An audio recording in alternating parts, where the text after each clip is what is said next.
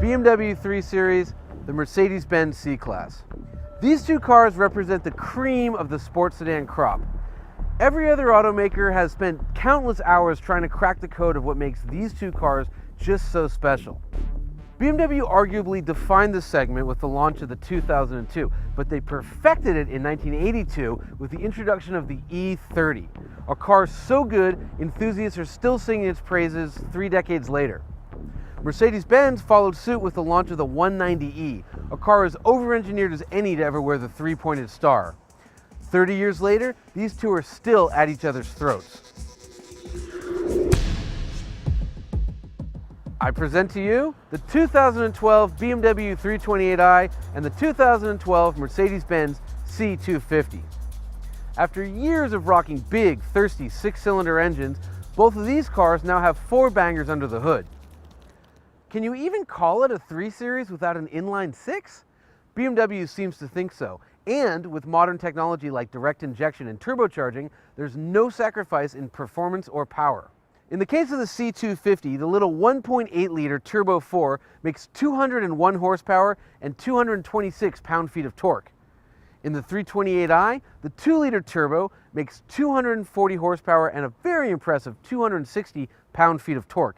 Those are almost diesel numbers, and all that power is available from just 1,250 RPMs. Better yet, BMW is claiming that this car can get 36 miles per gallon on the highway. By way of contrast, the Mercedes-Benz is capable of achieving 31. But we didn't come all the way out here to Malibu just to talk about these cars. Let's get in them, drive them, and see how they match up head to head. There are parts of the C250 that instantly remind you you're driving a Mercedes-Benz. The command system, for instance, is lifted straight out of bigger, more expensive models like the S-Class. But don't think that this is just a big Benz with some length chopped out of the wheelbase. It's not. The seats, for example, are bad. I don't know any other way to say it. They're uncomfortable, they're not supportive, they don't belong in any sports sedan, and they really don't belong in a Mercedes-Benz. I happen to like the steering wheel and the steering feel, but some of my colleagues have complained about not only the materials, but it's too light. Then there's the ride, which is choppy and most likely a result of that stumpy wheelbase. Point is, the whole thing just isn't up to the standard you'd expect from Mercedes-Benz.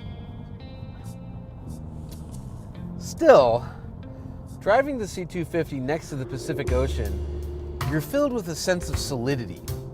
You instinctively know this is a good car, a smart car, a competent car, a car you could drive anytime to any place.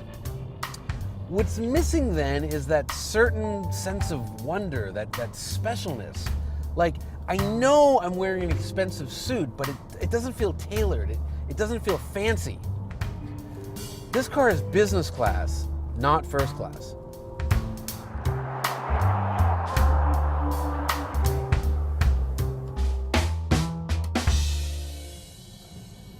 Here in the 328i, things have changed. Much like the Mercedes, the last 3 Series interior was good, but lacking that certain something special. Not anymore. For instance, BMW, they've ditched that weird, shiny purple wood stuff that nobody liked in favor of this much better looking brushed aluminum. And while red leather may not be your thing, though I'm starting to think it is my thing, these are among the most comfortable, cost-setting seats I've ever experienced in a sports sedan. They're just fabulous. And then there's everything else. I mean, iDrive is as good as it's ever been. There's this beautiful navigation screen. I've got a heads-up display. I've also got an eco mode that tells me how many miles per gallon I'm saving. This is just a fabulous car. And then there's the steering. Now, BMWs of yesteryear were rightly lauded for their intuitive, direct, connected steering feel. But the last 3 Series got away from that, erring instead on the side of luxury, or worse, some kind of variable techno gobbledygook that was more numb than engaging. That's all gone. While still variable, BMW has smartly stuck with the hydraulic assist, and the results are just sublime. I feel no hesitation whatsoever in saying that this is the best handling sports sedan you can buy.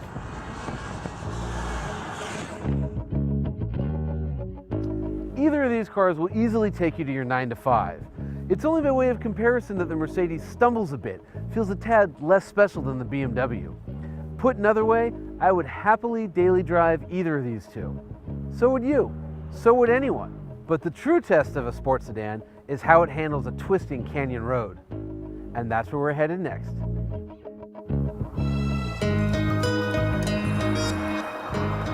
For being so similar on paper, these two cars are remarkably different animals.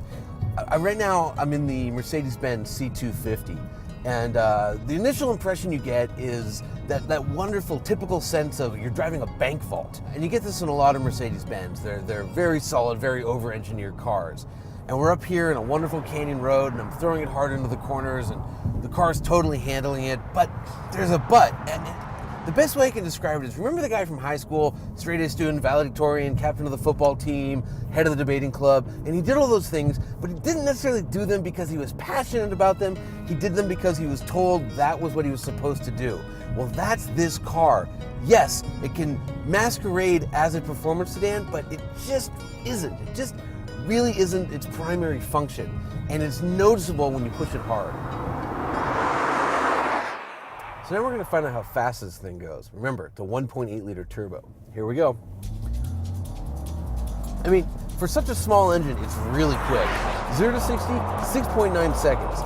Again, not spectacular, but it's a tiny engine. Keep your foot in it, and you're going to go through the quarter mile in 15.2 seconds, and it's pretty good for what it is. It really is. It's very competent, it's very predictable. And that's the big takeaway. It's a very competent, predictable car, but you just get the sense that it would rather be doing something else, like filing your taxes. It's just not a sports sedan first. Great car, just not sporty enough. Now we get to figure out how fast the BMW 328i is in a straight line. Remember, it's just a 2-liter 4-cylinder. Here we go. Little bit of initial turbo lag, but my God, this thing is fast. 60 miles an hour happens in 5.6 seconds. We're just accelerating and accelerating. Quarter mile, 14.2 at 97 miles an hour from a 2-liter. Just incredible.